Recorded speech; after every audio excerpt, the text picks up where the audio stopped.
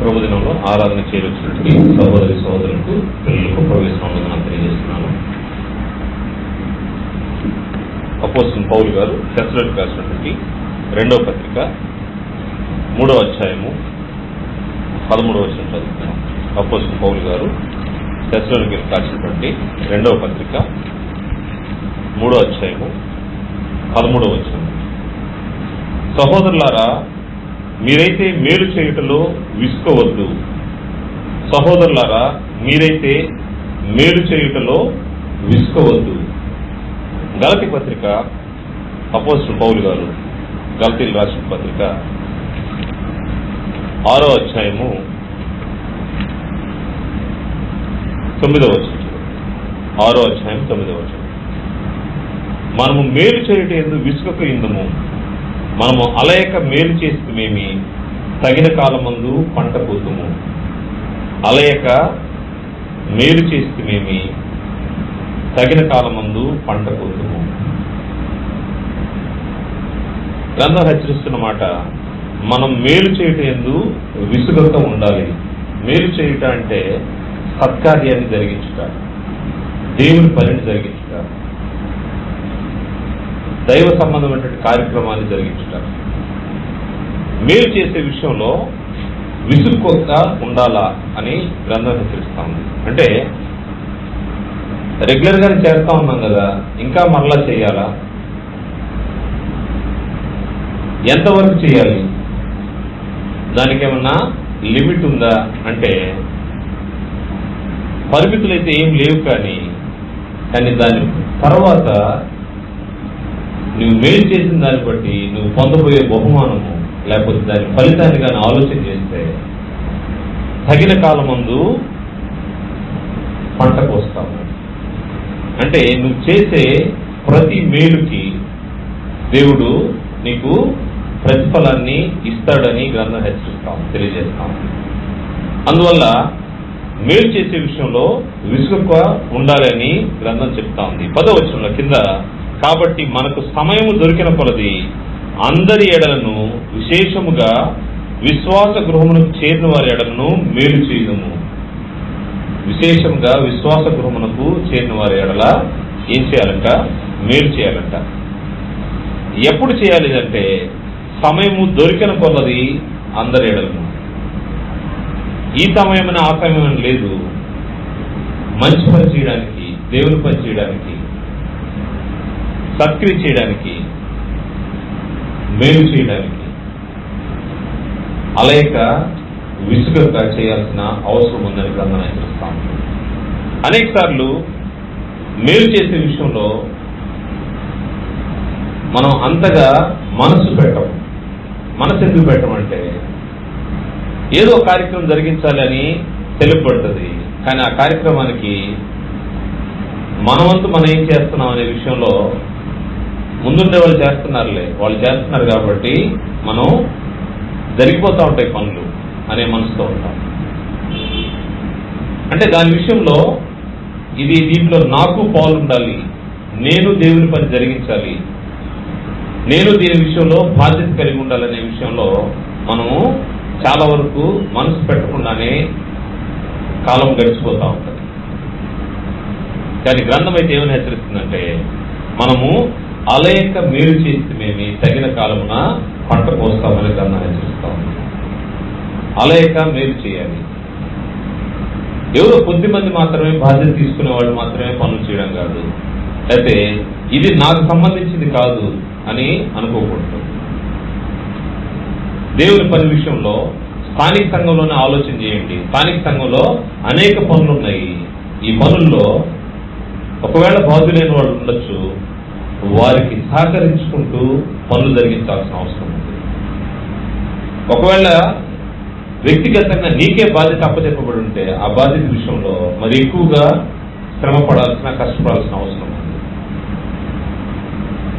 బాధ్యతల నుంచి పక్కకి వెళ్ళిపోవడము లేకపోతే చేసేవారికి సహకరించకుండా పోవడము అనేది మనము నిజంగా పంట కొయ్యాలనుకుంటే తగిన కాలం ముందు పంట కొయ్యాలనే ఆలోచన కలిగిన వ్యక్తులు, అంటే దానిలోంచి ఫలితాన్ని అనుభవించాలని ఆలోచన చేసే వ్యక్తులు ఏం చేస్తూ ఉంటారంటే అలయక మేలు చేస్తూ ఉంటారు.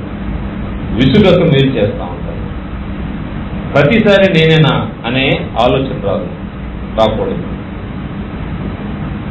ఎప్పుడు దేవుని పని అప్పచెప్పినా, ఎప్పుడు మంచి పని చేయాలని, ఎప్పుడు మేలు చేయాలనే అవకాశం నీ దగ్గరకు వచ్చినా దాన్ని జారవిడ్చుకోకూడదు. అనేక సార్లు దానిపైన మనము ఎందుకు మనసు పెట్టమంటే, మనము విశ్వాసంలో బలహీనులుగా ఉంటాము. కారణము విశ్వాసం లేకపోవడము. ఏదన్నా ఒక మేలు చేయాల్సిన పరిస్థితి వచ్చినప్పుడు ఈ మేలు ద్వారా నాకేం పొందబోతున్నానో దాని విషయంలో విశ్వాసం లేకపోవడమే. అంటే ఈ మేలు చేయడం వల్ల, ఈ సత్క్రియ చేయడం వల్ల దేవుడు నాకు దీన్ని అనుగ్రహిస్తాడనే విశ్వాసం లేకపోవడం వల్లనే అనేక సార్లు నా పని చేస్తే నాకేం వస్తుందిలే, భౌతికంగా లోకంలో ఉన్న మనుషులు ఈ ఆలోచన చేస్తారు, ఇది చేస్తే నాకేంటి అనేది భౌతికంగా లోకంలో మనుషులు ఆలోచన చేసే విధానం. కానీ ఆత్మ సంబంధంగా దేవుని ఇంట్లో ఉన్నట్టు నీవైతే బహుమానము నీకు తప్పక దాచిపెట్టింది. అందువల్ల దాని గురించి చింతపడాల్సిన అవసరం లేదు. నీకోసం బహుమానము దాచిపెట్టింది, కానీ విశ్వసించాల్సిన అవసరం నీకుంది, నమ్మాల్సిన అవసరం ఉంది. ఈ మేలు చేయడం ద్వారా, ఈ సత్క్రియ చేయడం ద్వారా దేవుడు నాకు మేలు చేస్తాడనే విషయాన్ని నమ్మాల్సిన అవసరం ఉంది. ఆ విశ్వాసం లేకపోతే నీవు మేలు చేయడంలో వెనుకబడిపోతా ఉంటావు. హెబ్రీ గ్రంథకర్త విశ్వాసుల గురించి మాట్లాడుతూ హెబ్రీ పత్రిక 11వ అధ్యాయంలో 6వ వచనంలో విశ్వాసం లేకుండా, హెబ్రీ పత్రిక 11వ అధ్యాయం 6వ వచనం, విశ్వాసం లేకుండా దేవునికి ఇష్టడై ఉండుట అసాధ్యము. దేవుని యొద్దకు వచ్చువాడు ఆయన ఉన్నాడనియు తన్ను వెదుకు వారికి ఫలము దయచేవాడనియు నమ్మవలను కదా. దేవుడు ఫలం దయచేస్తాడని నమ్మాల్సిన అవసరం ఉంది.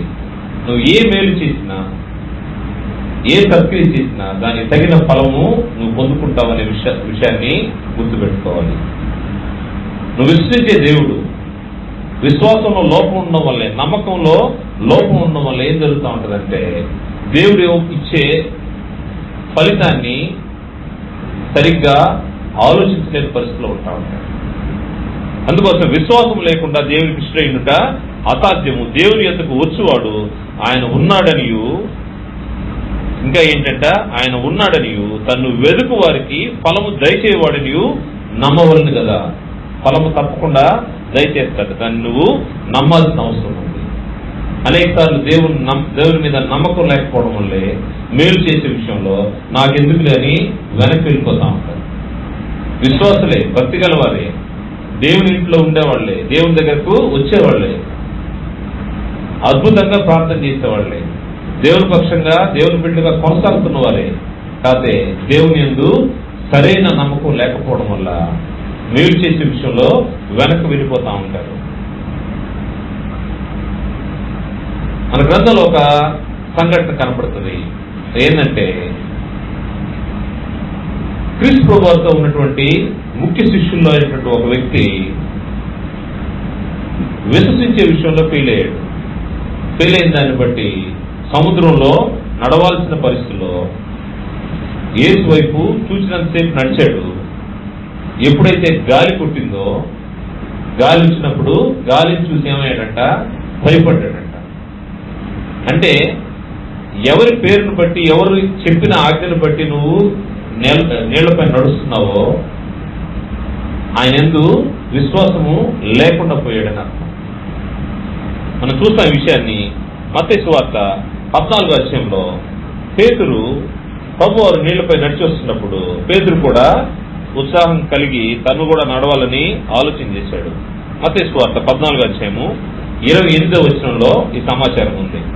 పేతురు, ప్రభువా నీవే అయితే నీళ్ల మీద నడిచి నీ యొద్ద వచ్చుటకు నాకు సెలవిమ్మని ఆయనతో అడిగాడు. అడిగిన దాన్ని బట్టి ప్రభువారు కూడా బాగానే రెస్పాండ్ అయ్యారు. ఆయన రమ్మనగానే పేతురు దోణి దిగి యేసు వద్దకు వెళ్ళుటకు నీళ్ల మీద నడిచెను. నీళ్ల మీద నడవడం అనేది సాధారణమైన వ్యక్తికి సాధ్యపడే విషయం కాదు. ఎందుకంటే నీళ్లపైన మనం నడవాలంటే నీళ్ళలో మునిగిపోతాం. నీళ్లపైన ప్రభువారు నడవడానికి చూశాడు, తను కూడా ఆ విధంగా నడవాలని ఆశపడ్డాడు. నడవడం మొదలు పెట్టాడు. నడిచేటప్పుడు ఇది ఆశ్చర్యమే. దేని బట్టి నడుస్తా ఉన్నాడు? ఎదురుగా కనబడుతున్న ప్రభువు యందు విశ్వాసం ఉంచాడు కాబట్టి నడుస్తా ఉన్నాడు. కానీ ఈ మధ్యలో ఏం జరిగిందంటే, మధ్యలోనే గాలిని చూసి భయపడి మునిగిపోసాగి, మధ్యలో గాలి వచ్చింది. గాలి వచ్చిన వెంటనే మునిగిపోతా ఉన్నాడు. ఎప్పుడైతే భయపడ్డాడో ప్రభువుని చూసినంతసేపు నడిచాడు. ప్రభువుని చూడకుండా గాలిని చూసినప్పుడు భయపడ్డాడు, చిన్నగా మునిగిపోతా ఉన్నాడు. అప్పుడు వెంటనే ప్రభువా నన్ను రక్షింపమని కేకలు వేశాను. వెంటనే యేసు చేయి చాపి అతను పట్టుకొని అతని విశ్వాసాన్ని గురించినటువంటి ఒక టైటిల్ అక్కడ కనబడతా ఉంది. ఏమన్నాడంటే ప్రభువారు అల్ప విశ్వాసి అన్నాడు. అనేక సార్లు మన అల్ప విశ్వాసం వలన దేవుడిచ్చే గొప్ప బహుమానాలని పొందలేకపోతా ఉంటాడు. అంతవరకు నడిచినటువంటి పేతురు దాని తర్వాత కూడా నడిచేవాడే, గాలి కొట్టి నడిచేవాడే, తుఫాను వచ్చిన నడిచేవాడే. కానీ గాలిని చూసి భయపడ్డాడు, విశ్వాసాన్ని కోల్పోయాడు. అనేక సార్లు మేలు చేసే విషయంలో మనము నమ్మకం ఉంచాం దేవుని పైన. దేవుడు మనకు ఒకటి ఆజ్ఞాపించాడు, ఆజ్ఞాపించిన దాన్ని జరిగించాలంతే, ఇంక వేరే దాని గురించి ఆలోచించకూడదు. విసుగక అలయక మేలు చేయండి, మేలు చేసిన దాన్ని బట్టి మీరు తగిన కాలం ముందు బహుమానం ఉంది, పంటను కోస్తారు అని చెప్పినప్పుడు దాన్ని నమ్మాల్సిన అవసరం ఉంది. ఎప్పుడైతే నమ్ముతామో అల్ప విశ్వాసం అయితే దాన్ని జరిగించడానికి వెనక్కి వెళ్ళిపోతా ఉంటాం. ఎప్పుడైతే దాన్ని నమ్ముతామో నమ్మినప్పుడు సత్క్రియ జరిగించడానికి, మేలు చేయడానికి ముందుకెళ్తా ఉంటాం. అనేక సార్లు మనకు లోపమైంది ఏంటంటే నమ్మలేకపోవడము. నమ్మడము అవసరమైంది, విశ్వాసము అవసరమైంది. ఎప్పుడైతే నువ్వు నమ్మలేకపోతావో నువ్వు దేవుని క్రియలను, దేవుని యొక్క బహుమానాన్ని పొందుకోలేకపోతా ఉంటావు. మేలు చేసే విషయంలో నువ్వు విశ్వసించలేకపోతే నీవు పొందబోయే బహుమానము వేరేదిగా ఉంటుంది. ఆయనైతే శ్రేష్టమైన స్వాస్థ్యాన్ని బహుమానంగా ఇవ్వాలని ఆశపడ్డాడు. దాన్ని పొందుకోవాలంటే విసుగక మేలు చేయాల్సిన అవసరం ఉంది. మొట్టమొదటి మనం చూసాము విశ్వాసము లేకపోవడము. రెండో విషయము మేలు చేయటందు మనసు ఉంచకపోవడానికి కారణము. రెండో విషయం చూస్తే రాబోయే ఫలితం మీద దృష్టి ఉంచకపోవడం, అంటే దూరదృష్టి లేని పరిస్థితి. ఏం రిజల్ట్స్ రాబోతుందో ఆ రిజల్ట్స్ సంబంధించినటువంటి దూరదృష్టి లేకపోవడం. ఒక ఎల్ఐసి ఏజెంట్ వస్తాడు, వచ్చి మీకు పాప పుట్టింది కదండి, బాబు పుట్టాడు కదండి, చిన్నపిల్లలు కదా, వాళ్ళ పైన మీరు ఇన్సూరెన్స్ చేయండి, ఇన్వెస్ట్ చేస్తూ ఉండండి, 20 సంవత్సరాల తర్వాత మీకు ఇంత అమౌంట్ వస్తుంది, అంత అమౌంట్ వస్తుంది, ఏదో వాళ్ళు తన క్యాలిక్యులేషన్ ప్రకారం చెప్పేసి వెళ్ళిపోతారు. దూరదృష్టికి వెళ్ళిన వ్యక్తి ఏం చేస్తాడంటే దాన్ని ఆలోచన చేసుకొని నా బిడ్డ భవిష్యత్తు కోసం 20 సంవత్సరాల తర్వాత తనకింత ధనం సమకూరుతుంది కాబట్టి ఇప్పుడు నుంచే పొదుపు చేద్దాం అనుకుని ఏదో ఒక ఆలోచనతోటే తను దాన్ని కట్టడానికి ఆలోచన చేస్తాడు. దూరదృష్టి లేని వ్యక్తి ఏం చేస్తాడంటే అక్కర్లేదులే పోతా ఉన్నంటాడు. అంటే సహజంగా మనం చూసే పరిస్థితులు. కానీ దేవుడి విషయంలో ఆలోచన చేస్తే దేవుడు సర్వశక్తిమంతుడు. అనేక సార్లు మనము రాబోయే రిజల్ట్స్ గురించి దాన్ని ప్రిడిక్ట్ చేయలేక, దాన్ని మనము గెస్ చేయలేక ఏం చేస్తూ ఉంటామంటే దాన్ని వదులుకుంటా ఉంటాం. మేలు చేసే విషయంలో కూడా నువ్వు మేలు చేస్తే నువ్వు బహుమానాన్ని పొందుతావు, నువ్వు మేలు చేస్తే నువ్వు తగిన కాలం ముందు పంటకు వస్తావంటే దాని విషయంలో దేవుని నమ్మలేక మనము ఆగిపోతా ఉంటాం. దాని ఫలితాలు ఎలా ఉంటాయో మనకు తెలియదు కదా అని ఆలోచిస్తూ ఉంటాం. కానీ దేవుడైతే నువ్వు ఒక్కడిగా ఉన్నా, ఒంటరిగా ఉన్నా దేవుడు నీ పక్షంగా ఉండి ఆయన ఇచ్చిన మాటను నెరవేరుస్తాడు. దాన్ని మర్చిపోకూడదు. ఒక సందర్భంలో ఏం జరిగిందంటే ఏలియా ప్రవక్తకి ఒక థ్రెట్ వచ్చి పడ్డది. ఏమని థ్రెట్ అంటే తన్ని చంపేస్తారని. ఎప్పుడైతే చంపేస్తారని వర్తమానం వచ్చిందో యెజబెలు తను చంపడానికి ఒక సమాచారాన్ని పంపించినప్పుడు తను భయపడిపోయాడు. కారణం ఏంటంటే ఇశ్రాయేలు ప్రజలు దేవునికి విరోధంగా తిరిగి ఉన్నారు. ఆ సమయంలో అనేక మంది ఇబ్బంది పడుతూ ఉంటారు. ఈయన కూడా దైవభక్తి కలిగిన మనుషులే లేకుండా పోయారు. ఆ సమయంలో ఈయనొక్కడే ఉన్నాడు. ఇటువంటి సమాచారం అందింది.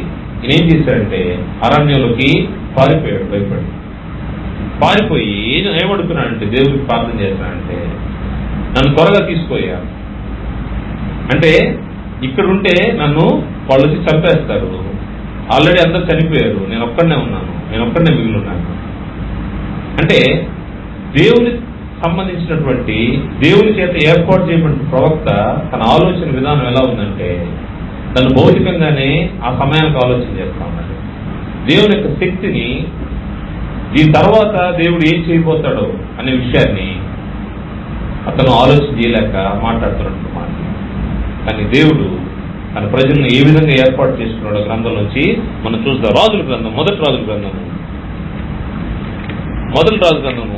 19వ అధ్యాయము, మొదటి రాజుల గ్రంథము 19వ అధ్యాయము 4వ వచనంలో ఏలియా జరిగించినటువంటి కార్యక్రమం చూస్తే, తాను ఒక దిన ప్రయాణం అరణ్యంలోనికి పోయి ఒక బదరీ వృక్షం కింద కూర్చుండి మరణాపేక్ష గలవాడై, అంటే ఇక చనిపోవాలనే ఆశ కలిగి మరణాపేక్ష గలవాడై ఆయన ప్రార్థన చేశాడు. యెహోవా, నా పితరుల కంటే నేను ఎక్కువ వాడిని కాను, ఇంత మట్టుకు చాలును, నా ప్రాణము తీసుకురమని ప్రార్థన చేశాను. అంటే ఆయనకు వచ్చినటువంటి థ్రెట్ 2వ వచనం చూస్తే, యెజెబెలు ఒక దూత చేత ఏలియాకి వర్తమానం పంపించిన, ఏమని పంపించానంటే, రేపు ఈ వేళకు నేను నీ ప్రాణమును వారిలో ఒకరి ప్రాణం వల్లే చేయని ఎడల దేవుడు నాకు గొప్ప అపాయం కలుగు చేయను కాక. ఇటువంటి సమాచారం వచ్చింది. ఆ సమాచారం వినగానే ఏలియా భయపడిపోయి ఏం చేశాడంటే, అరణ్యంలోకి పరిగెత్తి ఆయన బదరీ వృక్షం కింద కూర్చుండి చనిపోవాలనే ఆలోచనతో, ఇంతకాలము దేవుడి పక్షంగా బ్రతికినటువంటి వ్యక్తి దేవుని యొక్క శక్తిని గ్రహించలేని పరిస్థితిలో ఉన్నాడు. దేవుడు మరలా మాట్లాడుతూ ఉన్నాడు. 10వ వచనం చూస్తే, అతడు ఇశ్రాయేలు వారు నీ నిబంధనను త్రోసివేసి నీ బలిపీఠంలో పడగొట్టి నీ ప్రవక్తలను ఖడ్గం చేత హతం చేసిరి. సైన్యములకు అధిపతికి దేవుడు నాకు యెహోవా కొరకు మహారోషం గలవాడిని, నేను ఒక్కడను మాత్రమే మిగిలి ఉండగా వారు నా ప్రాణమును కూడా తీసివేయటికే చూస్తున్నారని మనవి చేశాను. అయ్యా, అందరినీ ఇశ్రాయేళ్ళందరూ కూడా నీ నిబంధనను తోసివేసి బలిపీఠాలు పడగొట్టి నీ ప్రవక్తలను ఖడ్గం చేత హతం చేశారు. నేను ఒక్కడనే రోషం గలవాడిని, నేను మిగిలి ఉన్నాను. నేను కూడా, నా పరిస్థితి కూడా ఎలా ఉందంటే, నేను కూడా చనిపోతాను, నాకు వద్దు, నన్ను తీసేసుకో, వాళ్ళ చేతిలో చావక ముందే నన్ను తీసేసుకో. మరలా దేవుడు 14వ వచనం చూస్తే మరలా అడుగుతా ఉన్నాడు. అందుకు అతడు, ఇశ్రాయేలు వారిని నిబంధనను త్రోసివేసి నీ బలిపీఠమును పడగొట్టి నీ ప్రవక్తలను ఖడ్గం చేత హతం చేసిరి. సైన్యములకు అధిపతికు దేవుడు నాకు యెహోవా కొరకు మహారోషం గలవాడిని, నేను ఒకడను మాత్రం మిగిలి ఉండగా వారు నా ప్రాణము తీసివేట్టే చూస్తున్నారని చెప్పాను. ఈ అధ్యాయం అంతా చదివితే మనకు ఆ యొక్క సమాచారం అర్థం అవుతుంది.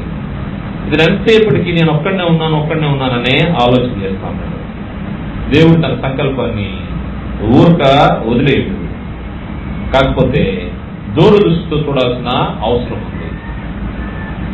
దేవుడిని ఒక్కడైతే వదిలేస్తాడు అనుకుంటున్నావా? వదిలేయడు. అందుకోసం ఆయన ఇస్తున్న సమాధానము 18వ వచనం చూస్తే, ఆయనను ఇశ్రాయేలు వారిలో బయలునకు మోకాళ్ళలోనకయు నోటితో వారిని ముద్దు పెట్టుకొనకయు నుండు 7,000 మంది నాకు ఇంకను మిగిలిందురు. ఒకవేళ ఏలియాను ఒక్కడే అనుకుంటున్నామేమో, కానీ ఇంకను బయలుదేవతకు మొక్కని ఆ ప్రతిమకు ముద్దు పెట్టినటువంటి 7,000 మంది ఇంకా నాకు మిగిలి ఉన్నారు. ఒక్కడే అనుకొని అరణ్యానికి పారిపోయి భయపడుతున్నామేమో.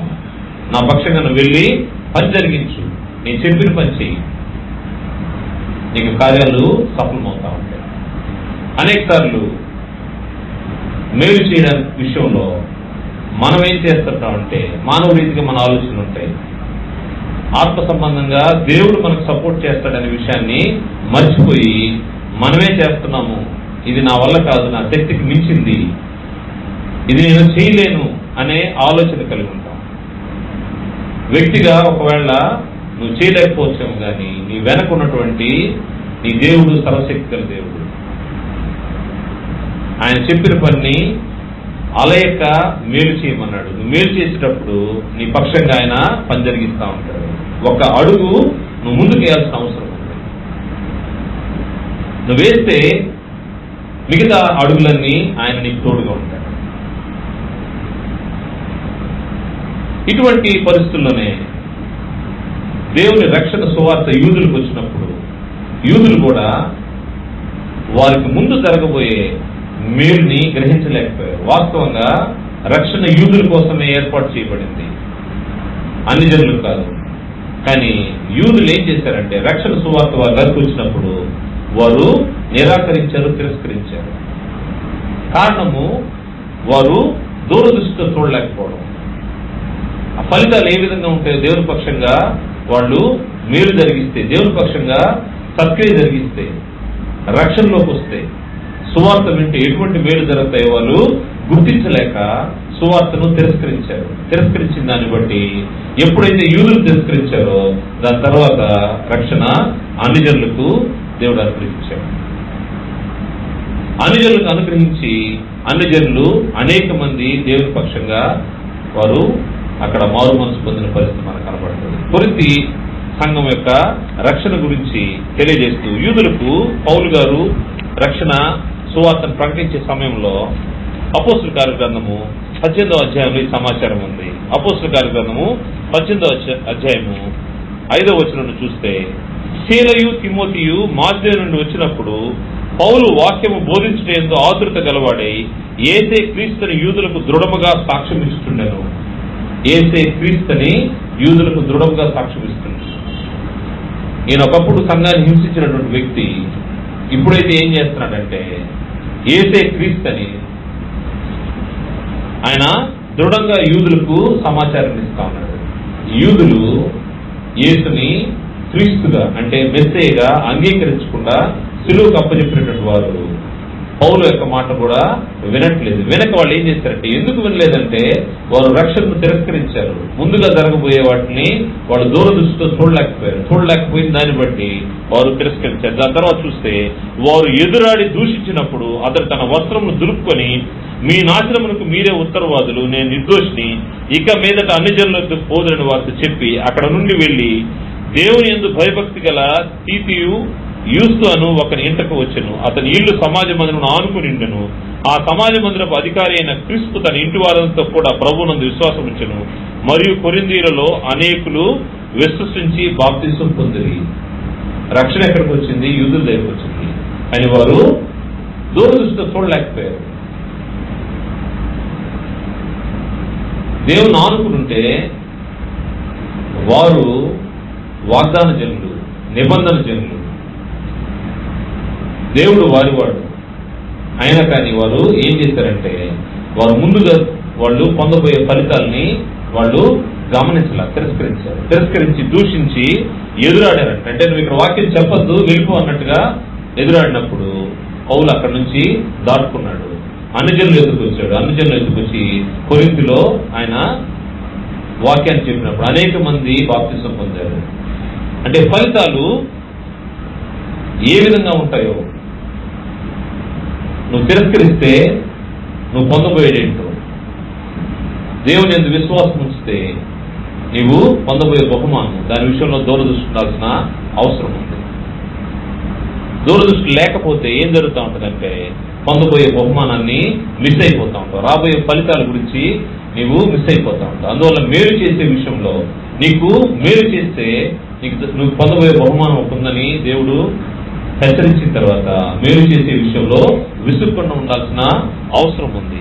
జాగ్రత్తగా ఆలోచించాల్సిన అవసరం ఉంది. నీకు పని అప్పచెప్పబడింది. అప్పచెప్పబడిన పని నువ్వు చేయడం అంతవరకే నీ వంతు. ఫలితం గురించి అంతగా నువ్వు ఆలోచన చేయాల్సిన అవసరం లేదు. కారణము ఫలితాన్ని ఇచ్చేది దేవుని చేతిలో ఉంది. దేవుని చేతిలో, దేవుని వశంలో ఉంది. అందుకే పౌలు గారు మాట అంటాడు, పని చేయడం మనవంతు. అంటే కొరింథీయులకు రాసిన మొదటి పత్రిక 3వ అధ్యాయము 6వ వచనంలో, నేను నాటి తిని అపోలో నీళ్లు పోసెను, వృద్ధి కలుగు చేసిన వాడు దేవుడే.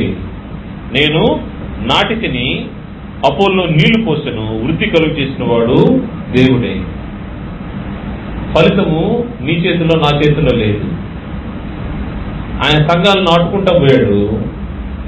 అపోలో వారిని పెంచుకుంటూ వస్తా ఉన్నాడు, నీళ్లు పోసుకుంటూ వస్తా ఉన్నాడు. వృద్ధి కలుగు చేసింది అది దేవుడి పని, నీ పని నా పని కాదు. మనకే పని ఇవ్వబడిందో ఆ పని చేయాలి. మేలు చేయుట నీ దగ్గరకు వచ్చినప్పుడు అది గిన్నెడు మంచినీళ్ళైనా అవ్వచ్చు, ఏ పనైనా అవ్వచ్చు, అది నీ సమయం అవ్వచ్చు, నీ ధనం అవ్వచ్చు, నీ తలాంత అవ్వచ్చు, ఏదైనా మేలు చేసే విషయంలో, సత్క్రియ చేసే విషయంలో ఆలయకు ఉండాల్సిన అవసరం ఉంది. ఎప్పుడైతే నీకు అప్పగింపబడిన పని నువ్వు చేస్తావో వృద్ధి కలుగు చేసేది దేవుని పని, దేవుడే చేస్తా ఉంటాడు. దాని విషయంలో మనం లోపం లేకుండా చేయాల్సిన అవసరం ఉంది. ఫలితం గురించి నువ్వు ఆలోచించాల్సిన అవసరం లేదు. నీకు ఫలితం ఉంది అని తగిన కాలం ముందు పంట కోస్తావు అన్నప్పుడు ఆ పంట ఇచ్చే దేవుడు ఆయన నమ్మదగిన దేవుడు. నువ్వు విశ్వసిస్తే ఆయన యొక్క పనులు చూస్తావు. మేలు చేయటి విషయంలో మనసు లేకపోవడానికి ఇంకొక కారణాన్ని ఆలోచన చేస్తే 3 విషయాలు ఇంతవరకు చూసాము. విశ్వాసాన్ని చూసాము, 2 విషయాలు చూసాము. విశ్వాసం లేకపోవడము, 2వ విషయము రాబోయే ఫలితం మీద దృష్టి ఉంచకపోవడము. 3వ విషయాన్ని చూస్తే ఇతరుల లోపాలను బట్టి వెనుకంజ వేయడం. అంటే ఎవరన్నా మేలు చేసే విషయంలో లోపం కలిగి ఉంటే, లేకపోతే వాళ్ళ యొక్క మైనస్ చూసుకుంటా నీవు మేలు చేసే విషయాన్ని మర్చిపోవద్దు. ఇతరులు చూసి ఇతరుల కోసము ఇతరులను బట్టి నువ్వు వెనక్కి వెళ్లాల్సిన అవసరం లేదు. నీ పని ఎంత వరకు చెప్పబడిందో, నీకు అప్పగింపబడిన పని నువ్వు చేయాల్సిన అవసరం ఉంది. ఇతరుల మీద వారి లోపాలని, వారి యొక్క మైనస్ చూసుకుంటూ వెళ్లాల్సిన అవసరం లేదు. అనేక సార్లు మనకు అక్రమంగా నడుచుకునే మనుషులే ఎదురవుతా ఉంటారు. వారు దేవుని క్రమాన్ని విడిచిపెట్టినట్టు వారు. ఎంతవరకు అంటే నీ పని నా పని వారిని హెచ్చరించడం. మార్చుకుంటే మార్చుకుంటారు, లేకపోతే లేదు. హెచ్చరించడం మన పని, దేవుని మాటలతో ఆజ్ఞాపించడం మన పని. వారిని బట్టి మేలు చేసే విషయంలో నువ్వు వెనక్కిపోకూడదు. నువ్వెప్పుడు మేలు చేయాల్సిన అవసరం ఉంది. అందులోంచి మనం ఒక హెచ్చరికను చూద్దాము. తెస్సలోనికీయులకు రాసినటువంటి 2వ పత్రిక 3వ అధ్యాయంలో అపోస్తలుడు పౌలు గారు తెస్సలోనికీయులకు రాసినటువంటి 2వ పత్రిక 3వ అధ్యాయము 10వ వచనంలో, మరియు మేము మీ వద్దకు వచ్చినప్పుడు, మీ వద్ద ఉన్నప్పుడు ఎవడైనా పని చేయనొల్లని ఎడల వాడు భోజనం చేయకూడదని మీకు ఆజ్ఞాపిస్తుంది కదా. మీలో కొందరు ఏ పనియూ చేయక పరుల జోలికి పోవచ్చు అక్రమంగా నడుచుకుంటున్నారని వినుచున్నాము.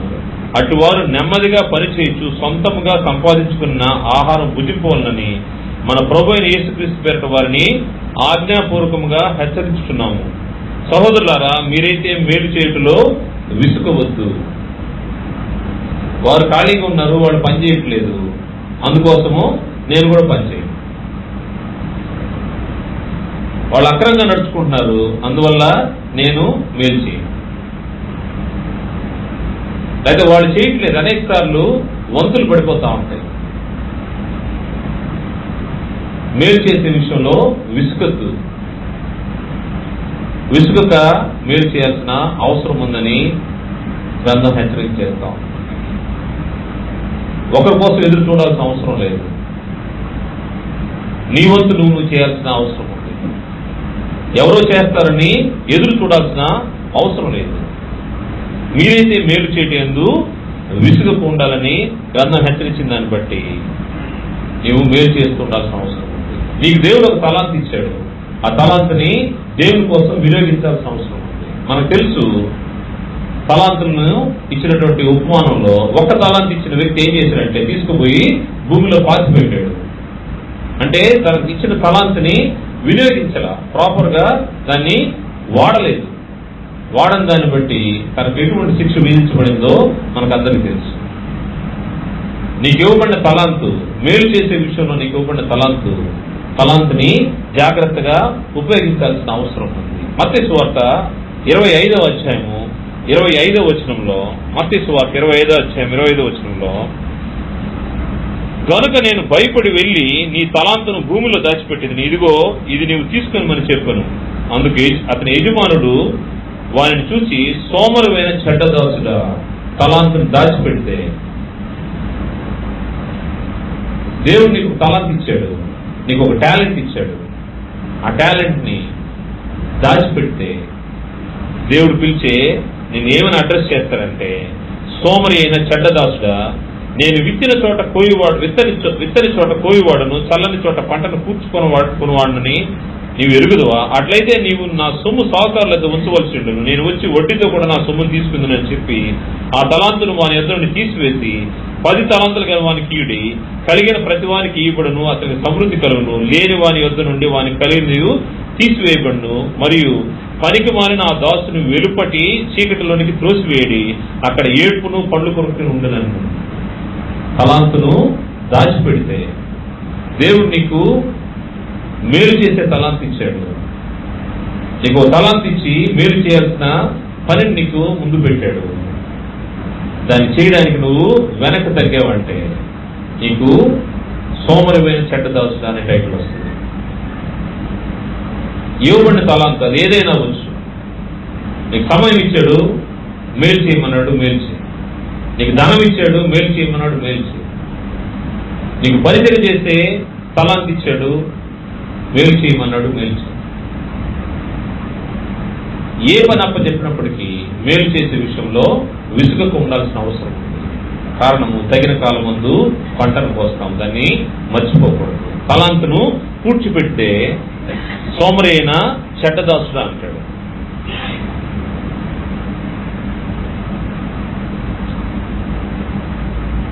క్రీస్తు ప్రభువు ఈ భూమి మీదకి వచ్చినప్పుడు ఆయన ఏ పని ఆయనకు అప్పగింపబడిందో ఆ పని విషయంలో ఎక్కడ కూడా సోమరిగా కనబడినట్టు మనకు కనబడదు. ఏం చేస్తున్నావయ్యా అంటే, నా తండ్రి పని మీద ఉన్నాను. ఆయనకు ఆహారం పట్టదు, తిండి నిద్ర ఏం పట్టదు. రాత్రింబోళ్ళు ప్రార్థన చేయడము దేవుని పని మీద ఉంటాడు. తన తండ్రి పని మీదే తను గడిపాడు. పాపులను రక్షించడం అనేది ఆయన పని. దాని విషయంలో కొంత రెస్ట్ తీసుకుందామని ఆలోచన ఎప్పుడు ప్రభువు చేయలేదు.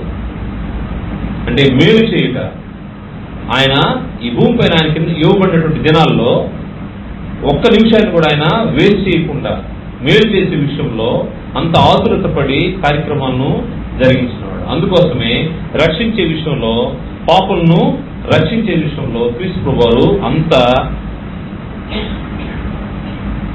ఆలోచన కలిగి విసుగక అలయక ఆయన పని జరిగించినట్టు మనకు కనబడుతుంది. తిమోతికి రాసినటువంటి మొదటి పత్రిక పౌలు గారు తన స్థితిని గురించి మాట్లాడుతూ తిమోతికి రాసినటువంటి మొదటి పత్రిక 1వ అధ్యాయము 15వ వచనంలో ఆయన చెప్తున్న మాట మనకు కనబడుతుంది. ఇక్కడ మొదటి పత్రిక 1 తిమోతి 1వ అధ్యాయం 15వ వచనం, పాపులను రక్షించుటకు క్రీస్తు యేసు లోకమునకు వచ్చిన వాక్యము నమ్మదగినది, పూర్ణాంగీకారమునకు యోగ్యమైనది ఉన్నది. అటు వాళ్ళు నేను ప్రధానుడను. లోపాలు అందరికి ఉంటాయి. ఇతరుల లోపాలను బట్టి మేలు చేసే విషయంలో నువ్వు వెనకం చేయాల్సిన అవసరం లేదు. ఇతరుల లోపాలు సరిచేసేదానికి దానికి సంబంధించినటువంటి మనుషులు ఉంటారు. క్రీస్తు ప్రభువు వచ్చిందే దానికోసం. సంఘాన్ని హింసించే వ్యక్తిని మార్చి దేవుని పని కోసం ఆయన వాడుకున్నాడు. అందువల్ల ఇతరుల లోపాల గురించి ఆలోచన చేసి మేలు చేసే విషయంలో వెనుకంజ వేయకుండా ఉండాల్సిన అవసరం ఉంది. అట్టగా ఆలోచన చేస్తే నేనే ముందు ప్రధాన పాత్రని అంటాడు ఆయన పౌలు గారు. నాలాంటి వాళ్ళ కోసం ఆయన వచ్చి ఆయన శిలువలో మరణించి ఆయన లోకాన్ని రక్షించడం కోసము, పాపులను రక్షించడం కోసము ఈ లోకానికి వచ్చాడు. అది నమ్మదగినది, పూర్ణాంగీకారమునకు యోగ్యమైనది. అటు వాళ్ళు నేను ప్రధానుడను. ఎందుకు ప్రభువారు ఈ భూమి మీదకి వచ్చినాడో ఆయన స్పష్టం చేస్తా ఉన్నాడు. అక్కడ ఏం చెప్తా ఉన్నాడంటే, నాలాంటి పాపులు అంటే లోపం కలిగిన వాళ్ళు, దేవుని పని విషయంలో లోపం కలిగిన వాళ్ళని సరిచేసే బాధ్యత ప్రభువారు తీసుకుంటారు. నీవు నేను ఆలోచించాల్సిన అవసరం లేదు. మనం చేయాల్సింది ఏంటంటే, మేలు చేసే సమయంలో ఇతరుల లోపాలను బట్టి మనము వెనుకంజ వేయాల్సిన అవసరం లేదు. కారణం ఏంటంటే మనం మన భారాన్ని మనమే మోయాలి, వేరే వాళ్ళు వచ్చి మోయరని గ్రంథం హెచ్చరిస్తా ఉంది. నీవు తగిన పంటను పోయాలంటే నీవు దేవుని పక్షంగా మేలు చేయడానికి ముందుండాల్సిన అవసరం ఉంది. మేలు చేసే విషయంలో మనకు మనసు లేకపోవడానికి ఇంకొక కారణం ఏంటంటే తరచూ వచ్చే శోధనలు, టెంప్టేషన్స్. శోధనలు బట్టి ఏం జరుగుతూ ఉంటుందంటే ఎప్పుడు నా కష్టాలు, ఎప్పుడు నాకు ఇబ్బందులే, నేనే ఇబ్బందులు ఉంటాను, నేను ఇంకెవరికి నేనే మేలు చేస్తాను, నేను మేలు చేయలేని పరిస్థితిలో ఉన్నాననే ఆలోచన కలిగినటువంటి మనుషులు మేలు చేసే విషయంలో వెనక్కి వెళ్తా ఉంటారు. నీకు వచ్చే శోధన నువ్వు సహింపలేనటువంటి శోధన అయితే దేవుడు నీకు అలో చేయడు. గ్రంథం అదే తెలియజేస్తా ఉంది. అనేక సార్లు మనకున్నటువంటి వర్క్ టెన్షన్స్ కావచ్చు, లేకపోతే ఇబ్బందులు కావచ్చు, ఇరుకులు కావచ్చు, వాటిని చూసినప్పుడు మనం ఏమనుకుంటామంటే మనం ఇన్ని కష్టాల్లో ఉన్నాం, మనం ఇంకేం మేలు చేస్తాం, మనం ఏం చేస్తాము, మన వల్ల కాదు, మనకే లేనప్పుడు మనం ఎందుకు దేవుని పని మీద పరిగెత్తాలి, దేవుని గురించి అంత ఆలోచించాల్సిన అవసరం ఏంటి? అనేక సార్లు మనల్ని ఇటువంటి ప్రశ్నలు మనల్ని వేధించి మనల్ని వెనక్కి లాగుతూ ఉంటాయి. కానీ మనకు వచ్చే శోధనలు ఎటువంటివో ఆలోచన చేస్తే దేవుడు నమ్మదగిన వాడు. ఆయన సహించగలిగేదంతకంటే కూడా ఎక్కువగా మనల్ని శోధింపడనే విషయాన్ని కొరింథీయులకు రాసినటువంటి మొదటి పత్రిక 10వ అధ్యాయము 13వ వచనంలో పౌలు గారు తెలియజేస్తున్నటువంటి మాట. కొరింథీయులకు రాసినటువంటి మొదటి పత్రిక 10వ అధ్యాయము 13వ వచనము, సాధారణంగా మనుషులు కలుగు శోధన తప్ప మరి ఏది మీకు సంభవింపలేదు. దేవుడు నమ్మదగిన వాడు, మీరు సహింపగలిగినంత కంటే ఎక్కువగా ఆయన మిమ్మను శోధింపనీయడు. అంతేకాదు సహింపగలుగుటకు ఆయన శోధనతో కూడా తప్పించుకున్న మార్గమును కలుగజేయను. నువ్వు శోధనలో ఉన్నా అంటే నువ్వు ఏ పరిస్థితిలో ఉన్నా గానీ నీవు మేలు చేయాల్సిన అవసరం ఉందని గ్రంథం హెచ్చరిస్తా ఉంది. ఈ శోధనలు నువ్వు అనుకునే ఆలోచన చేసే కష్టాలు అవి నువ్వు సహింపగలిగేంతవే దేవుడు ఇస్తాడంట, అలవ్ చేస్తాడంట. నువ్వు సహింపలేని వాటిని ఆయన ఇవ్వడు, నీకు శోధనతో పాటు దాని నుంచి తప్పించుకునే మార్గాన్ని కూడా ఇస్తా ఉంటాడు. అందువల్ల నువ్వు పడే శోధన లేకపోతే శ్రమ అదేదో పెద్దదని ఆలోచించాల్సిన అవసరం లేదు. నువ్వు శ్రమ పొందుతానే ఉంటావు, మేలు జరిగిస్తానే ఉంటావు. క్రీస్తు ప్రభువు శ్రమ పొందుతూనే మేలు గురించి ఆలోచన చేశాడు. ఆయన సిలువలో శ్రమ పడుతూనే ఇంకొక మేలు లోకానికి ఆయన ఆలోచన చేశాడు. శ్రమ పొందేటప్పుడే నీకు మేలు చేయాల్సిన అవసరం ఉంది. నేను ఇప్పుడేం చేయలేనని అనుకోకూడదు. నేనేం చేయలేనని అనుకొని గెత్సెమనే తోటలో గివప్ అనుకొని ప్రభువారు గారిని వదిలేస్తుంటే ప్రభువారు సిలువ మీదకి ఎక్కడు. సిలువ మీదకి ఎక్కకపోతే మనకు పాప క్షమాపణ లేదు, రక్షణ అనేది లేకుండా పోయింది. ఆయన శ్రమపడే మనకేం చేశాడంటే మేలు చేశాడు. అందువల్ల మనకైతే మన పక్షంగా మనకంటే ముందుగా శ్రమానుభవాన్ని అనుభవించినట్టు ప్రభువారు మనకు ఎప్పుడు తోడుగా ఉంటాడు. ఆయన ఏ శ్రమకైనా కానీ మనం శ్రమలో ఉండేటప్పుడు ఆయన తోడుగా ఉండి మనకు ఆదరణ ఇస్తా ఉంటాడు. ఎక్కువగా మనకు ఎందుకు శ్రమలు వస్తాయని ఆలోచన చేస్తే మన స్వకీయమైన దురాశల వల్లనే మనకు శ్రమలు వస్తాయి. స్వకీయమైన దురాశలే మనల్ని శ్రమల్లో పీడిస్తాయి. అది మనం ఎప్పుడైతే ఆలోచన చేస్తామో యాకోబు పత్రిక మొదటి అధ్యాయము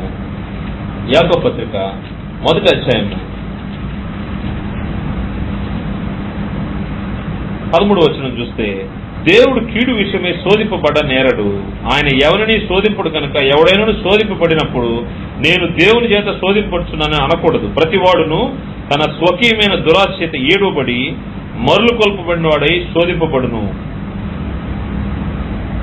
దురాశ గర్భమును ధరించి పాపమును కనుక పాపం పరిపక్వమై మరణము కనును. స్వకీయ దురాశ చేతనే మనకు శోధనలు వస్తాయి, కానీ దేవుడైతే శోధనను ఇవ్వడు, శోధనను వచ్చినప్పటికీ, మన స్వకీయ దురాశల చేత మనకు శోధనలు వచ్చినప్పటికీ వాటి నుంచి సహించగలిగే శక్తిని మనకు ప్రభువు ద్వారా దేవుడు దయచేస్తా ఉంటాడు. హెబ్రీ పత్రిక 2వ అధ్యాయము, హెబ్రీ పత్రిక 2వ అధ్యాయము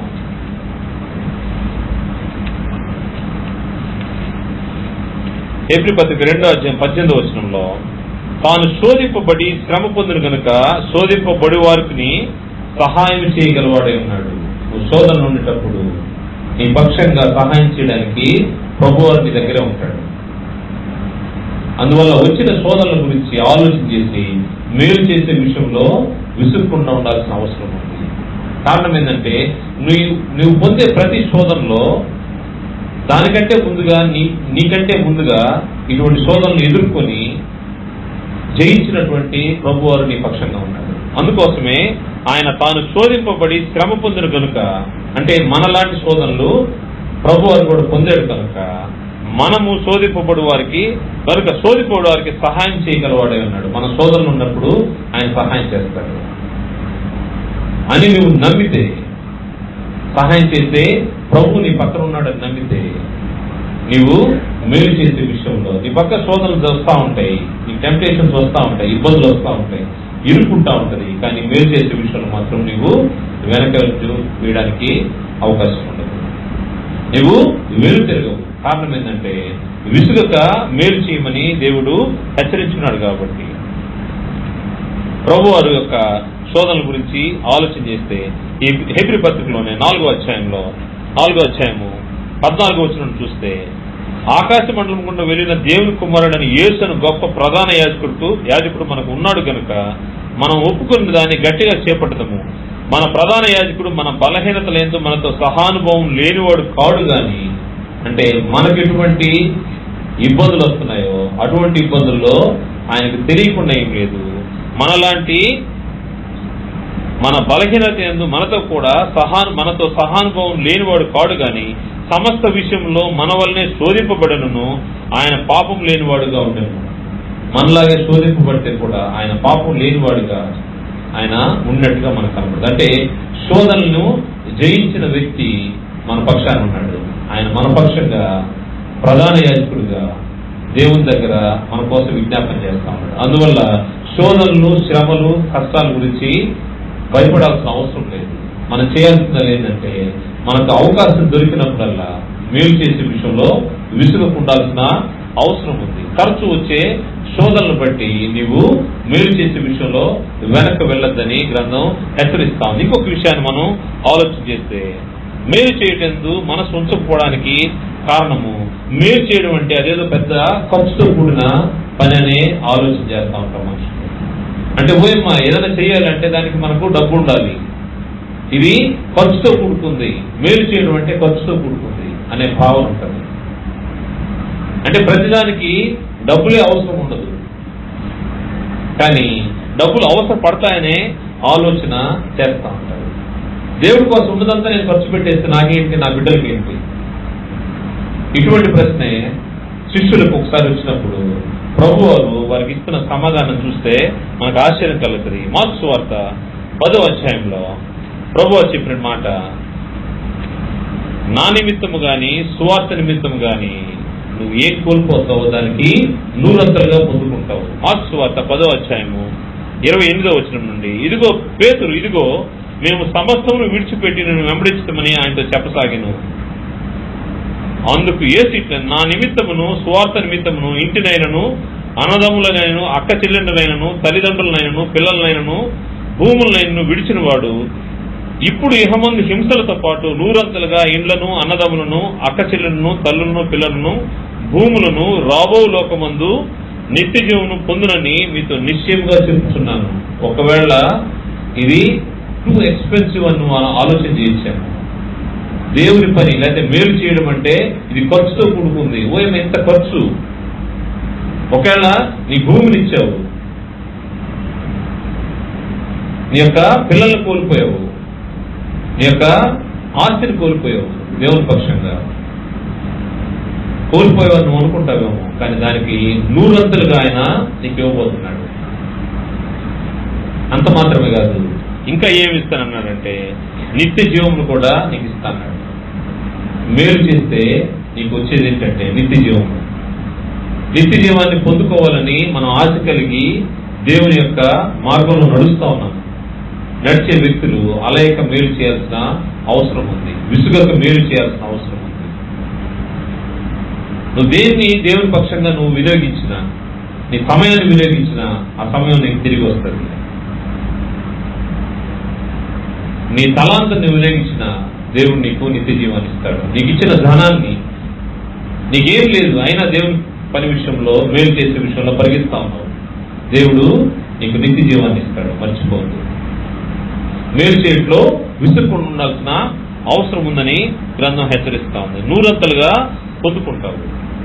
ఇదే విషయాన్ని పౌలు గారు కొరింథీ పత్రికలో, మొదటి కొరింథీ పత్రిక కొరింథీయులకు రాస్తా ఆయన చెప్తున్న మాట, ప్రభునందు మీ ప్రయాసము వ్యర్థం కాదు. కొరింథీ పత్రిక మొదటి కొరింథీ 15:58 వచనంలో, ప్రభునందు మీ ప్రయాసము వ్యర్థము కాదు. కాగా నా ప్రియ సహోదరులారా, మీ ప్రయాసము ప్రభునందు వ్యర్థం కాదని ఎరిగి స్థిరులను కదలని వారును ప్రభు కార్యాభివృద్ధి ఎందు ఎప్పటికీ ఆసక్తులనై ఉండుడి. దేవుని పక్షంగా నువ్వు చేసే మేలు, నీ సత్క్రియ వేస్ట్ కాదు, వ్యర్థం కాదు. అందువల్ల నువ్వేం చేయాలంటే స్థిరంగా ఉండాలి, కదలని వారుగా ఉండాలి. ప్రభు కార్యాభివృద్ధి, దేవుని పని అంటే పరిగెత్తాలి. ప్రభు కార్యాభివృద్ధి ఎప్పటికీ ఆసక్తులనై ఉండుడి. దేవుని పని అంటే మేలు చేసే విషయంలో విసుక్కుండా ఎప్పటికీ మనం ఆసక్తులై ఉండాల్సిన అవసరం ఉందని పౌలు గారు హెచ్చరిక చేస్తా ఉన్నారు. మేలు చేసే విషయంలో అది మనకు భారమును, ఖర్చును, ఇంకోటనో ఆలోచన ఉండకూడదు. దేవునికి ఇచ్చే విషయంలో నీ చెయ్యి తక్కువగా ఉండకూడదు. దేవుని పనికి నువ్వు ఇచ్చే విషయంలో నువ్వు శ్రేష్టమైంది, మేలైంది దేవునికి అర్పణగా ఇవ్వాల్సిన అవసరం ఉంది. అనేక సార్లు కొద్ది పోర్షన్ మనం ఇస్తా ఉంటాం. దేవునికి ఇచ్చే విషయంలోనే చేతులు వెనక్కి వెళ్తా ఉంటాయి. ఇంకేదైనా ఒకదాన్ని చేయాలి, ఒకదాన్ని కొనాలి, ఇంకోటి. మన పనులకైతే మనము విరివిగా ఖర్చు పెడతా ఉంటాం. దేవుని పనికి వచ్చేసరికి మనము చేతులు వెనక్కి వెళ్ళిపోతాం. అక్కడికి వచ్చేసరికి ఫిగర్లన్నీ చిన్న ఫిగర్లు అయిపోతా ఉంటాయి, తగ్గిపోతా ఉంటుంది. కారణం ఏంటంటే ఇచ్చే మనసు, మేలు చేసే మనసు లేకపోవడం. దేవునికి ఇచ్చే అర్పణలో గుడ్డిదో ఇవ్వడం కరెక్ట్ కాదని గ్రంథం హెచ్చరిక చేస్తా ఉంది.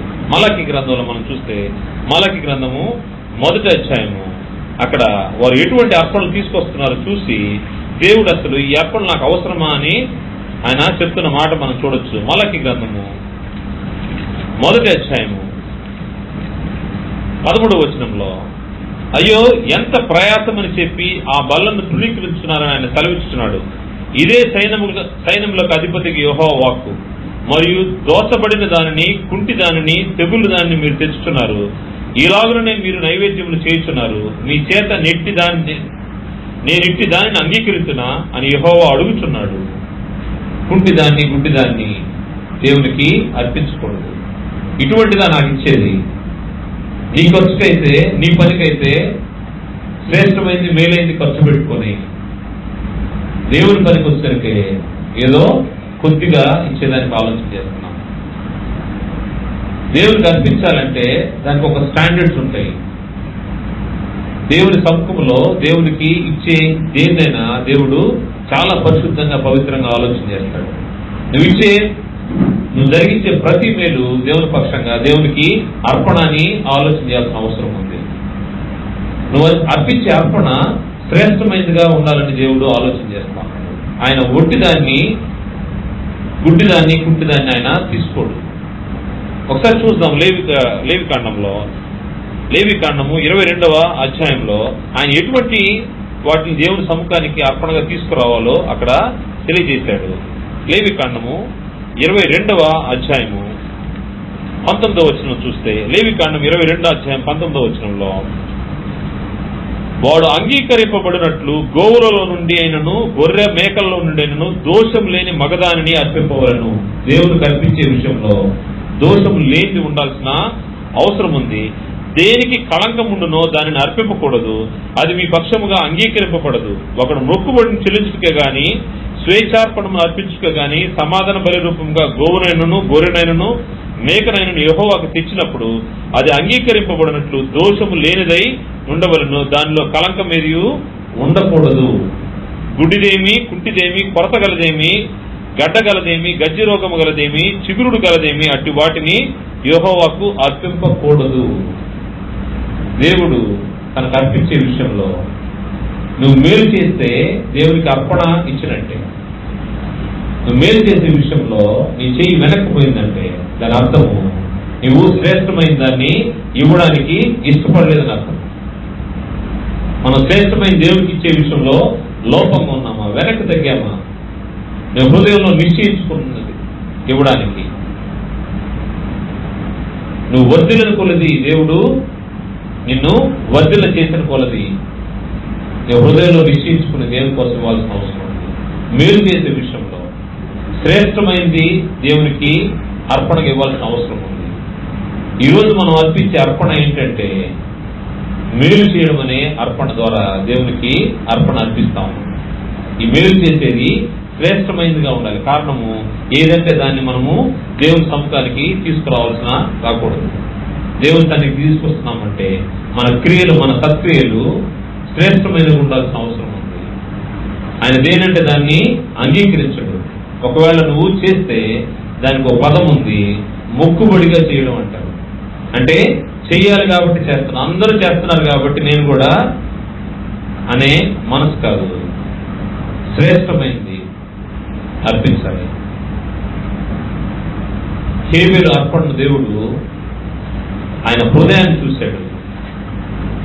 శ్రేష్టమైన దాన్ని బట్టి, విశ్వాసాన్ని బట్టి శ్రేష్టమైన అర్పణ ఇచ్చాడు. దాన్ని బట్టి దేవుడు ఆయన యొక్క అర్పణను అంగీకరించాడు. అందువల్ల మనం మేలు చేసే విషయంలో, మన అర్పణ విషయంలో కూడా శ్రేష్టమైన దాన్ని ఆలోచన చేయాల్సిన అవసరం ఉంది. విసుగక మేలు చేసే విషయంలో మనం మనసుంచని మరొక విషయం ఏంటంటే దేవుడు మనల్ని విడిచిపెట్టేశాడని అనుకుంటా ఉంటాం. అంటే దేవుడు మనల్ని వదిలేశాడు, దేవుడు మన పక్షంగా లేడు, మనకు అన్నీ కూడా ఇబ్బందులే, అన్ని కష్టాలే, దేవుడు మన పక్షంగా లేడు కాబట్టి మనం ఇంకేం మేలు చేస్తాం అనే మనసు అనేక మందికి ఉంటా ఉంటాం. అంటే దేవుడు మేలు చేస్తే నేను ఎక్కడో మంచి స్థితిలో ఉండాలి కదా, ఈరోజు ఈ స్థితిలో ఉన్నానంటే దేవుడు నా పక్షంగా మేలు చేయట్లేదు. అటువంటి మనసు కలిగిన వారు మేలు చేసే విషయంలో వెనక్కి వెళ్తా ఉంటారు. కానీ దేవుడు చెప్తున్న మాట అయితే నిన్ను ఏ మాత్రము విడువను, నిన్ను ఎడబాయనని ఆయన చెప్తా ఉన్నాడు. నేను నిన్ను విడువను, ఎడబాయను, దానికోసం అని చెప్పేసి నువ్వు లోకంలోకి ధనాపేక్ష కలిగి పరిగెత్తబాకు. ధనాపేక్ష కలిగి లోకంలోకి, లోకం వైపు చూసావంటే నువ్వు నా దగ్గర నుంచి దూరం అయిపోతావు. నిన్ను ఎప్పుడు వదిలిపెట్టలేదు, నిన్ను ఎప్పుడు విడువలేదు. అనేక సార్లు మనకు జరిగే పరిస్థితులు, మన ఆర్థిక పరిస్థితులను బట్టి మనం ఏమనుకుంటున్నామంటే దేవుడు మనల్ని పట్టించుకోవట్లేదు. ఇంత భక్తిగా, ఇంత జాగ్రత్తగా బతుకుతా ఉన్నాం కదా, అయినా కానీ ఎందుకు ఈ యొక్క దారిద్ర్యంలో ఉన్నాము అనే ఆలోచనలో ఉంటా ఉంటాం. దానికోసమని లోకం వైపు చూస్తే, ధనాపేక్ష గురించి లోకం వైపు చూస్తే ఏమవుతుందంటే దేవుడి నుంచి దూరం వెళ్ళిపోతుంది. హెబ్రీ పత్రిక 13వ అధ్యాయము 5వ వచనం చూస్తే, హెబ్రీ పత్రిక 13వ అధ్యాయము 5వ వచనంలో కింద భాగంలో నిన్ను ఏ మాత్రమును విడువను, నిన్ను ఎన్నడును ఎడబాయనని ఆయనే చెప్పాను కదా. నిన్ను ఏ మాత్రము విడువడు, ఏ మాత్రం ఎడబాయను. దాని పైన చూస్తే ధనాపేక్ష లేని వారి మీకు కలిగిన వాటితో తృప్తి పొంది ఉండుడి. ఎప్పుడైతే ధనాపేక్ష గురించి మనం లోకంలో పరిగిస్తామో దేవునికి దూరం అయిపోతా ఉంటాము. ఒకవేళ నువ్వు ఆలోచన చేస్తున్నావు దేవుడు నిన్ను విడిచిపెట్టేశాడని, దేవుడు చెప్తున్న మాట ఏంటంటే నిన్ను ఏ మాత్రమును విడువను, నిన్ను ఎడబాయనని ఆయనే చెప్తా ఉన్నాడు. అటువంటి ఆలోచన కలిగి మేలు చేసే విషయంలో వెనక్కి వెళ్ళిపోతాడు. దేవుడు నన్ను వదిలేశాడు, నన్ను పట్టించుకోలేదు, నేను అందుకోసమే ఇటువంటి పరిస్థితుల్లో నిలబడున్నాను అనే నిరాశ నిస్పృహలతో ఉండి మేలు జరిగించేదానికి వెనక్కి వెళ్ళిపోతా ఉంటాడు. కానీ దేవుడు చెప్తున్న మాట నిన్ను ఏ మాత్రం విడువను. దానికి నువ్వు చేయాల్సింది ఏంటంటే నువ్వు దేవుడి ఎద్దుకు వస్తే దేవుడు నీ ఎద్దుకు వస్తా ఉంటాడు. యాకోబు పత్రిక 4వ అధ్యాయము 8వ వచనంలో, దేవుని యొద్దకు రండి అప్పుడు ఆయన మీ యొద్దకు వచ్చును. దేవుని యొద్దకు రండి అప్పుడు ఆయన మీ యొద్దకు వచ్చును. దేవుడు నన్ను వదిలిపెట్టేశాడనో విడిచిపెట్టేశాడు అనుకునే మనుషులు ఏం ఆలోచన చేయాలంటే, దేవుని యొద్దకు వస్తే అప్పుడు ఆయన మీ యొద్దకు వస్తాడు. దేవుడు మన దగ్గర ఉంటే, దేవుడు మన పక్షంగా ఉంటే మనకు విరోధి ఎవడు లేడని గ్రంథము హెచ్చరిక చేస్తా ఉంది. దేవుడే మన పక్షాన్ని అంటే మనకు విరోధి ఎవడు? ఒకవేళ దేవుడు వదిలిపెట్టేశాడని ఆలోచన ఉంటే, రోమపత్రిక 8వ అధ్యాయము 31, 32 వచనాలు, సమయం లేదు ఆలోచన చేయండి. దేవుడు మన పక్షం ఉండగా మనకు విరోధి దేవుడు, ఆయన తన సొంత కుమారుని కూడా మనకి ఇవ్వడానికి ఆయన వెనుకాడలేదు. ఆలోచన చేస్తే ఆయన అంత ప్రేమ కలిగిన వాడు. దేవుడు నిన్ను నన్ను విడిచిపెట్టాడని ఆలోచన చేయాల్సిన అవసరం ఉంది. నీకున్న చింత యావత్తు ఆయన మీద ఏంటి? కారణం ఏంటంటే ఆయన నీ గురించి ఆలోచన చేస్తా ఉన్నాడు. పేతురు పత్రిక 1 పేతురు 5వ అధ్యాయము 7వ వచనంలో, 1 పేతురు పత్రిక 5వ అధ్యాయం 7వ వచనంలో, ఆయన మిమ్మల్ని గురించి చింతిస్తున్నాడు కనుక మీ చింత యావత్తు ఆయన మీద వేడి. మీ చింత యావత్తు ఆయన మీద వేడి. దేవుడు మనల్ని విడిచిపెట్టేశాడనో పట్టించుకోవట్లేదనో, నాకున్నటువంటి ఈ పరిస్థితులు దేవుడు గమనించట్లేదని నువ్వు అనుకుంటావు. నీ చింత యావత్తు ఆయన పైన వేయి. నీ చింత యావత్తు ఆయన పైన వేసి నువ్వు చేయాల్సిన పని నువ్వు చేయాలి. నీకు అప్పగింపబడ్డ పని ఏంటో తెలుసా? మేలు చేయడం ఎందు విసుగవద్దు. అలేక మేలు చేసుకునేవి తగిన కాలం ముందు పంట కోస్తాము. అందువల్ల అనేక సార్లు మనం చర్చించుకున్నటువంటి ఈ 6 అంశాల్లో మనం ఎక్కడెక్కడైతే లోపం కలిగి ఉంటామో, విశ్వాసం లేకుండా పోవడం, దేవునిని నమ్మలేకపోవడం, దేవుడు మన పక్షంగా మేలు చేస్తాడని నమ్మలేకపోవడం వల్ల మేలు చేయలేకపోతాం. రెండవది, రాబోయే ఫలితం మీద దూరదృష్టి లేకపోవడం వల్ల మనం మేలు చేయలేకపోతాం. మూడవది, ఇతరుల లోపాలను బట్టి వాళ్ళ లోపాలను చూసి నువ్వు ఆగాల్సిన అవసరం లేదు. కారణం ఏంటంటే నీకు అప్పగించబడి నువ్వు చేసుకుంటావు. ఇతర లోపాలు సరి చేయడానికి ప్రభువు ఉన్నాడు, అపోస్తుల బోధ ఉంది. దాని ప్రకారం వారు విని మార్చుకుని వచ్చేదానికి అవకాశం ఉంది. ఎంతో ఘోరమైనటువంటి పరిస్థితున్న పౌలు గారిని దేవుడు మార్చాడు.